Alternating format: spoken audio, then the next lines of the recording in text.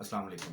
मेरा नाम हाफिज़ अली सोबान है और आज हम बात करेंगे कि इम्पोर्टेंस बेस प्लेट की या आउटरिगर पैड की।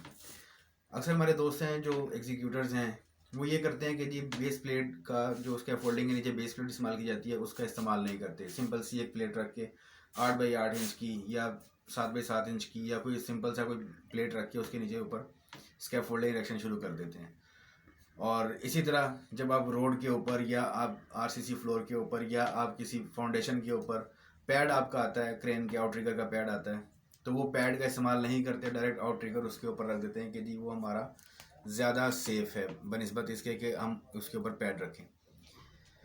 पैड की अहमियत ये है कि एक तो आपकी stability no doubt without pad होती है, मानते हैं इस चीज़ को, लेकिन उसके बाद आपकी दो चीज़ें हैं जो बहुत ज़्यादा इम्पोर्टेंट हैं जिसको हम नज़रअंदाज कर देते हैं।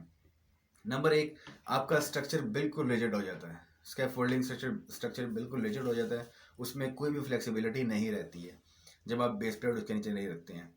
बेस प्लेट रखने का मकसद ये होता है कि बेस प्लेट के अंदर 3 से 4 मिली की आपके अंदर स्पेसिंग की जगह होती है। अगर खुदा ना खासा कोई अर्थक्वेक आता है या जलजिला जिसको हम कहते हैं, जलजिला आता है, उसमें हल्की सी फ्लक्चुएशन होती है तो उसमें वो बेयर करने की सलाहियत मौजूद होती है। 3 से 4 से 5 mm तक वो झटका बर्दाश्त कर लेते हैं, आपके स्ट्रक्चर को इतना नुकसान नहीं होता।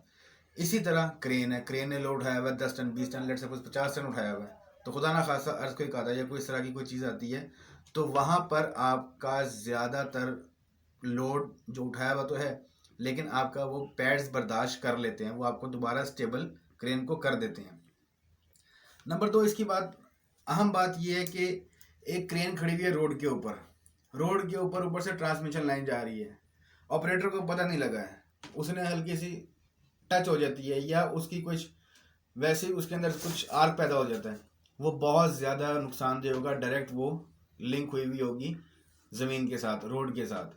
अगर उसके अंदर हम इंसुलेटर रख देते हैं, पैड्स हम फाइबर के भी होते हैं, रबर हार्ड रबर के भी होते हैं, उसके बाद लकड़ी के ऊपर रबर कोर भी होता है, तो उस चीज़ से इंसुलेट क्रिएट होता है और ऊपर और नीचे का आपस में कनेक्शन ख़त्म कर दिया जाता है। इसी तरह स्कैफोल्डिंग का, इसी तरह रोड्स का, तो ये दोनों आपस में राब्ता मुनक़ता करने के लिए भी इस्तेमाल किया जाता है।